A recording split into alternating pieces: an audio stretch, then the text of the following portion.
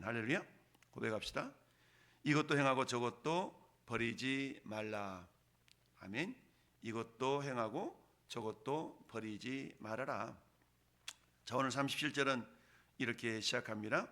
예수께서 말씀하실 때에 한 바리새인이 자기와 함께 점심 잡수시기를 청함으로 들어가 앉으셨더니 라고 말씀합니다. 자, 지금 예수님께서는 어때요? 식사 자리는 어쩌면 어떤 일상적이고도 어떤 평범한 공간의 자리에서 예수님은 어때요? 이 땅 예수님이 오신 이유와 그리고 그 하나님의 뜻을 전하시는 그말로 식사의 자리를 말씀을 선포하시는 어떻게 보면 예배의 자리로 바꾸시는 그 모습을 우리에게 보여주고 있는데요. 여러분, 먹는 문제는 굉장히 중요합니다. 그 우리 교회 공동체마다 그야말로 예배드리고 점심 식사를 하는 이유가 왜 그러느냐? 그 점심 식사의 자리도 뭡니까? 우리가 받은 말씀을 실천하는 그런 현장이기 때문이죠. 우리가 사랑에 대해서 말씀을 받았다면 그 사랑을 실천하는 현장이 식사 자리인 것입니다. 우리가 절제라는 것에 대해서 배웠다면 식사 자리에 절제라는 것을 실천하는 현장이 식사 자리인 것이죠. 뿐만 아니라 배려에 대해서 배웠다. 그러면 식사 자리를 통하여서 배려하고 남을 먼저 생각할 줄 아는 그런 실천의 현장이 식사 자리인 것이죠.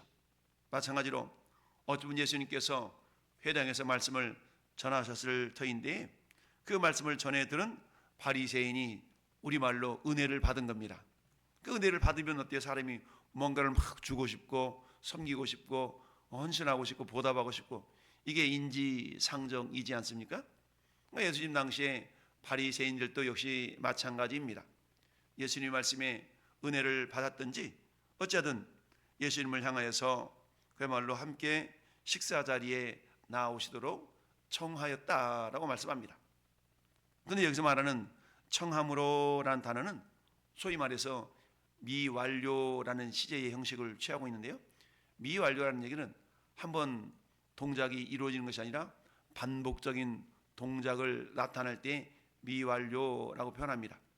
그러니까 이 바리새인은 예수님을 식사 자리에 청하는 이 모습이 한 번만 형식적으로 인사차 식사 한번 같이 하시죠.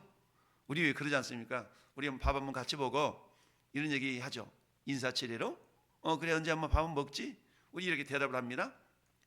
그런데 이 바리새인은 인사치레차 식사를 청하였던 것이 아니라 정말로 밥을 한 끼 같이 먹고 싶은 마음으로 예수님을 청하였던 것입니다.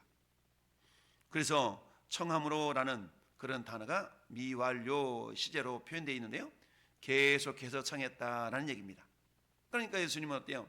계속해서 청하는 이 바리새인의 모습을 외면하지 않으시고 들어가 식사 자리에 앉으셨던 것입니다. 그렇습니다. 식사 자리에 초청받은 이 내용을 통하여 예수님은 이 자리를 그저 허투루 밥 한 끼 먹는 자리로 활용하지 아니하시고 식사 자리를 통하여서 정말 이 바리새인이 제대로 알아들었나 어쩐 날을 우리 주님이 다시 한번 복습하고 가르치시는 현장으로 삼으셨다라는 얘기입니다. 전에 여러분도 마찬가지입니다. 예배를 드리고 은혜 나눔을 하고 목장 모임을 하고 식사 자리를 갖는 이 모든 과정은 예배의 연속선상으로 우리는 볼 수 있어야 됩니다. 아, 예배 끝났어. 이제 밥이나 먹어. 그게 아니라 예배가 끝났다면 그 예배를 실천하는 그런 현장이 식사 자리요 목장 모임의 자리라는 사실입니다. 그런데 예수님께서 38절에 잡수시기 전에 손을 씻지 아니하심을 그 바리새인이 보고 이상히 여기는지라 라고 말씀합니다. 여러분, 이 당시 유대인들의 관례, 관습이라는 것은 뭐냐? 손을 씻는 것이 일반적인 관례요 관습이었던 것입니다. 그런데 예수님이 이 유대인들의 관례와 관습을 알지 못하셔서 손을 씻지 아니한 것이 아니라 일부러 유대인들을 향하여서 무엇인가를 가르쳐 주시기 위해서 일부러 손을 씻지 아니하셨던 것입니다. 여러분, 바리새인 유대 예수님을 식사 자리에 초청했어요? 우리가 그러잖아요. 누가 식사 자리를 초청하면 괜히 불편하고 이러니까 아 됐어 나는 그냥 다른 약속이 있어 라고 그 자리를 우리는 피하는 경우가 많이 있습니다. 그럼 우리는 어때요? 복음을 위해서라면 포용력을 가질 수 있는 그런 마음들이 있어야 됩니다. 여러분 사도 바울도 고린도전서 9장에서 그렇게 말씀을 합니다. 그런즉 내 상이 무엇이냐? 내가 복음을 전할 때에 값없이 전하고 복음으로 말미암아 내게 있는 권리를 다 쓰지 아니하는 것이라 라고 말씀합니다. 그러면서 내가 모든 사람에게 자유로우나 스스로 모든 사람에게 종이 된 것은 더 많은 사람을 내가 얻기 위해서 그랬다라고 말씀합니다. 그러면서 약한 자들에게는 내가 약한 자처럼 되고 이것은 약한 자들을 얻고자 하며 내가 여러 사람에게 여러 모양의 모습이 되는 것은 아무쪼록 몇 사람이라도 구원하고자 합니다 라고 말씀합니다. 여러분 우리가 지난주에서 이번 주도 구원데이 초청 주일로 다음 주일도 지킵니다. 그럼 내 한 영혼을 주님께로 인도하기 위해서는 어때요?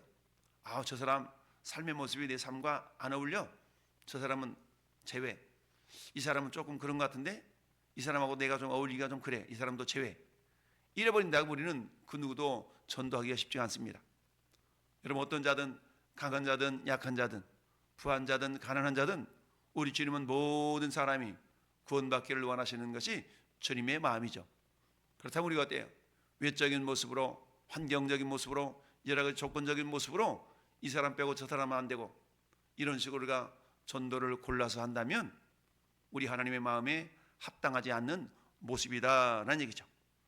예수님은 이 바리새인의 요청에 야 너하고 나하고 질적으로 달라 라고 그 요청에 청하지 아니하셨더라면 우리 주님은 말씀의 현장 즉 연장성산에서 예수님이 가르치시고자 하시는 그 내용을 좀 더 깊이 있게 가르치는 그런 모습이 없었을 것입니다. 그런데 식사 자리를 우리 주님은 다시 한번 말씀을 확신 있게 전하는 그런 자리로 바꾸시는 그런 어떤 포용력을 주님이 보여주고 계신 것이죠. 어쨌든 손을 씻지 않는 이 모습을 바라보고 성경은 뭐라고 말씀하고 있어요? 이상히 여기는지라 라고 말씀하고 있습니다. 이상히 여겼다라는 얘기는 뭐냐? 누가 보면 저 앞에 4장으로 넘어가 보면 예수님께서 4장 22절에 그런 내용이 납니다.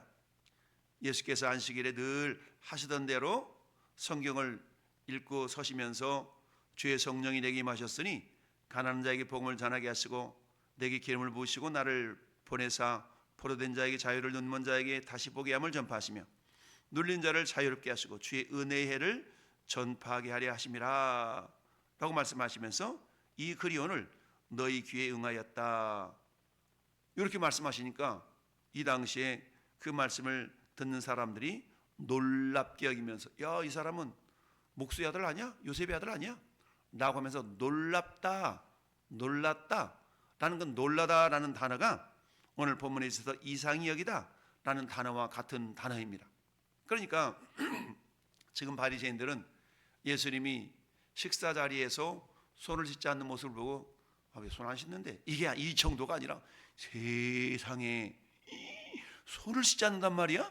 이런 표현인 것이죠. 근데 예수님은 이들의 관리와 관습을 몰라서 그런 것이 아니라 그랬죠. 그게 아니라 그들에게 우리 주님이 무엇인가 진리의 말씀을 깨닫게 하시려고 일부러 손을 씻지 않으셨다. 그러면서 말씀하시는 겁니다. 주께서 이르시되 너희 바리새인들은 지금 잔과 대접에 겉은 깨끗이 하나 너희 속에는 탐욕과 악독이 가득하도다. 굉장히 신랄한 표현 아닙니까? 겉은 깨끗해. 그런 너희 속에는 악독과 탐욕이 가득하도다. 이 말씀을 한마디로 말하면 표리가 부동하다. 겉과 속이 일치하지 않다라고 합니다. 여러분 보통 세상에서 처세를 잘하는 사람들이 그러지 않습니까? 표리 부동하죠. 겉모습은 그럴싸하면서 속은 그렇지 않음에도 불구하고 이런 경우도 우리는 종종 보게 됩니다. 그러면 주님이 하시는 말씀이 어리석은 자들아 겉을 만드시니가 속도 만들지 아니하였느냐라고 말씀합니다. 그렇습니다. 우리 주님은 우리 몸뚱아리만 만든 것이 아니라 우리 마음까지도 다 만드셨음을 우리는 알 수 있어야 됩니다. 그렇습니다. 우리는 우리의 겉모습만 바라보시는 하나님이 아니라 우리의 속 마음까지도 바라보신다라는 얘기죠. 우리가 잘 아는 다윗을 왕으로 삼기 위해서 하나님이 사무엘 선지자를 이새의 집에 보냈을 때 그렇지 않습니까? 가서 이 중에 이새 아들 가운데 왕 삼을 사람이 있으니까 찾아서 기름 부으라라고 하잖아요. 근데 어때요? 이 이새 아들 첫째 엘리압을 보니까 정말 키도 훤칠하고 잘생겼고 이 사람인가? 아니야. 쌈마가 옵니다. 아닙니다. 이처럼 셋째, 넷째, 다섯째, 여섯째, 일곱째까지 다 왔음에도 불구하고 하나님이 아니다라고 말씀합니다. 그러면서 사람은 외모를 보거니와 나 여호와는 중심을 본다라고 말씀하시죠. 그리고 막내 다윗이 형들을 대신해서 양을 돌보고 있는 그때에 하나님은 어때요? 여전히 아직 내가 선택할 자가 남아있다. 결국 양치고 있던 다윗을 불러서 그를 하나님께서 선택하시는 장면을 봅니다. 이처럼 사람은 외모를 보지만 우리 하나님은 중심을 보신다. 여러분 시편 33편 15절은 이렇게 말씀하고 있습니다.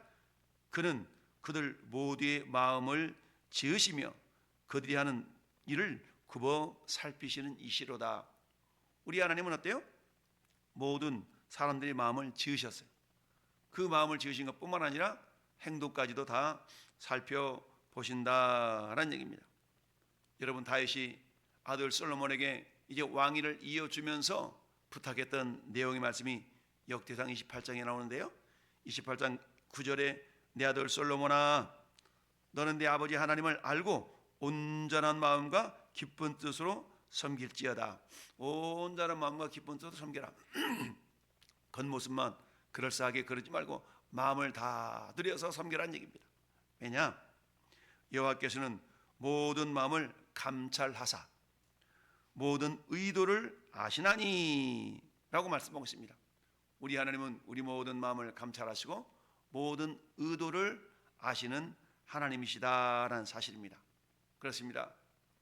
사랑하는 성도 여러분이요, 우리 하나님은요 우리의 겉모습뿐만 아니라 우리 속마음까지도 아시는 하나님이시다라는 사실을 늘 우리는 잊지 말아야 됩니다. 그러다 보니까 우리가 어떻게 살라 그래요? 꼬람대오 하나님의 면전에 있는 것 같은 그런 신앙의 삶을 살 것을 우리에게 요구하고 있는 것 아니겠습니까? 하나님은 주는 마음의 비밀을 아신다라고 시편 44편 21절을 말씀합니다. 우리가 늘 고백하고 있는 히브리서 4장 12절 말씀, 하나님의 말씀은 살았고 활력이 있어 좌우할 수는 어떤 검보다도 예리하여 우리 사람의 혼과 영과 및 관절과 골수를 쪼개기까지 한다고 그러지 않습니까? 그러면서 뭐라고 말씀하시냐? 13절에는 지으신 것이 하나도 그 앞에 나타나지 않음이 없고 우리의 결산을 받으실 이의 눈앞에서 만물이 벌거벗은 것 같이 드러난다 라고 말씀을 합니다. 그렇습니다. 우리 하나님 앞에 그 어떤 것도 감출 수 있는 것이 아무것도 없다는 사실 우리가 알아야 됩니다. 그렇습니다. 주님은 이어서 말씀합니다. 어리석은 자들아 겉을 만드신 이가 속도 만들지 아니하였느냐? 우리 육체만 만드신 것이 아니라 우리의 마음까지도 만드신 하나님. 그러면서 뭐라 말씀해요? 그러나 그 안에 있는 것으로 구제하라. 그러면 모든 것이 너희에게 깨끗하리라. 안에 있는 것이라는 건 뭡니까? 우리 마음을 다하여. 이 바리새인들은 율법의 형식은 굉장히 충실했습니다. 그러나 율법의 정신, 즉 율법의 완성이 뭡니까? 사랑은 율법의 완성이다 라고 그랬죠.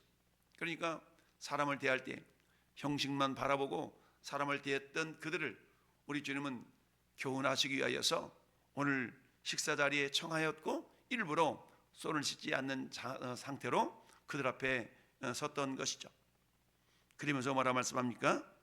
그 안에 있는 것으로 구제하라. 그 안이라는 것은 너희의 마음 중심을 다하여 이 말입니다. 그리고 그 마음을 어떤 마음? 율법의 완성인 사랑의 마음으로, 자비의 마음으로, 너희 안에 이 마음을 품으라고 그리스도 예수의 마음이니. 우리 주님의 마음, 긍휼한 마음, 사랑의 마음, 겸손의 마음, 이처럼 주님의 마음을 가지고 그 당시 예수님을 바라봤더라면 그 사람 저분이 도대체 저 사람이 누군데 말씀은 저렇게 하는데 손을 씻지 않는단 말이야? 가 아니라 저분이 우리에게 무슨 교훈을 하시려고 손을 씻지 않고 저렇게 앉으셨을까? 라고 생각할 수 있어야 되는데 그렇지 못했다는 얘기입니다. 그러면서 그 안에 있는 것으로 구제하라. 그러면 모든 것이 너에게 깨끗하리라. 마음을 다하여서 행동하고 실천하라 라는 이야기죠. 그렇습니다. 오늘 본문의 말씀을 통해 우리에게 주님이 주시는 것은 뭡니까? 중심을 놓치지 말아라 라는 얘기죠. 우리 흔히 그런 얘기합니다. 본말이 전도되었다라는 얘기하죠. 본말, 본질과 끝, 이것이 거꾸로 됐다는 얘기죠. 정말 중심적으로 말해야 될 내용은 잃어버리고 나중에 살짝 얘기해도 될 것을 막 아주 중심적인 말인 것처럼 늘어놓을 때 하는 얘기 아니겠습니까? 그러면서 주님이 화 있을진저 너희 바리새인이여, 즉 우리의 중심을 놓치지 말 것을 말씀하고 있습니다. 그렇습니다. 주님은 저와 여러분들에게 정말 하나님께 귀하게 쓰임받는 사람들이 되어야 되는데요, 그렇게 쓰임받기 위해서는 우리의 겉모습뿐만 아니라 우리의 중심이 온전히 주님을 향할 수 있어야 되는 것뿐만 아니라 주님을 향하는 사랑의 마음이 있어야 된다. 이것을 교훈하시기 위해서 이어서 이 42절을 말씀하고 있습니다. 화 있을진저 너희 바리새인이여, 너희가 박하와 운향과 모든 채소의 11조는 드리래. 공의와 하나님께 대한 사랑은 버리는구나. 그러나 이것도 행하고 저것도 버리지 말아야 할지니라. 바리새인들에게 있어서 11조에 대한 개념은 굉장히 철저했습니다. 얼마나 철저했냐면 박하, 운향, 채소, 그 채소에까지 마태복음에서는 박하, 운향과 근채의 11조라고 그랬죠. 뿌리 채소를 말씀하고 있는 것이죠. 즉 사소한 것까지도 11조를 드림으로 말미암아서 이렇게 하나님의 주권을 인정한다라는 그런 것을 외적으로 표현하고 있었던 것이죠. 근데 어때요? 우리들 가운데 그런 분 있잖아요. 누가 식사 자리에 식사 한 끼를 대접을 받았어요. 그러면 계산하는 겁니다. 12,000원짜리 식사 받았으니까 나 11조 1,200원 해야 돼. 1,200원. 오늘 어떤 분이 선물했습니다. 손수건 5,000원짜리 손수건 받았어요. 이거 5,000원짜리 손수건 받았으니까 500원 11조. 이래가지고 막 11조를 드리는 분도 있거든요. 그게 잘못됐다는 것은 아니지만, 그러나 자칫 잘못하면 뭘로 흐를 수가 있어요? 형식으로 흐를 수 있다는 얘기죠. 마음의 중심이 중요한데, 그 우리 주님이 뭐라고 말씀하세요? 박하, 운향과 채소의 11조는 드렸는데 그것보다 더 중요한 것을 버렸어. 공의와 하나님에 대한 사랑은 버리는도다. 그러나 주님은 말씀해요. 이것도 행하고 저것도 버리지 말아라. 무슨 말씀입니까? 이것도 행하라는 얘기는 뭡니까? 형식, 그렇죠? 형식을 버리서는 안 된다. 그러나 이것도 행하고 저것도 버리지 말아라. 이것과 저것, 즉 본질, 하나님을 향한 사랑과 공의로움을 버려서는 안 된다는 얘기. 즉 우리의 행실 속에 하나님께 주신 사랑의 마음과 공의의 마음, 이런 마음들이 사라진 채 외형만 남아서 행동해서는 안 된다는 얘기죠. 사는 성도 여러분, 우리가 신앙생활을 오래 하다 보면 자칫 그럴 수 있습니다. 형식주의에 젖어서 내용은 온데간데 사라지고 껍데기만 남아있는 그런 형식주의적인 신앙생활, 이런 모습 우리가 전락하지 않도록 항상 오늘 말씀의 제목처럼 이것도 행하고 저것도 버리지 말아라. 우리의 본질, 핵심, 우리 하나님의 마음, 정신, 늘 이것을 기억하면서, 여러분 율법의 핵심이 뭡니까? 사랑이 아닙니까? 사랑의 마음을 가지고 이웃을 바라보며 사랑의 마음을 가지고 행동하며 이 모든 것들을 우리가 행하고 나갈 때 우리 주님은 그런 모습을 바라보면서 야, 네가 온전한 신앙생활을 하고 있구나라고 칭찬하실 줄 믿습니다. 오늘 말씀을 통하여 우리 주님 우리에게 말씀하시는 그 말로 신앙의 핵심과 방향성을 늘 우리가 기억하면서 본질을 잃어버리지 않는 가운데 우리의 신앙의 삶이 주님께 올려드려질 수 있기를 예수님의 이름으로 축원합니다. 아멘.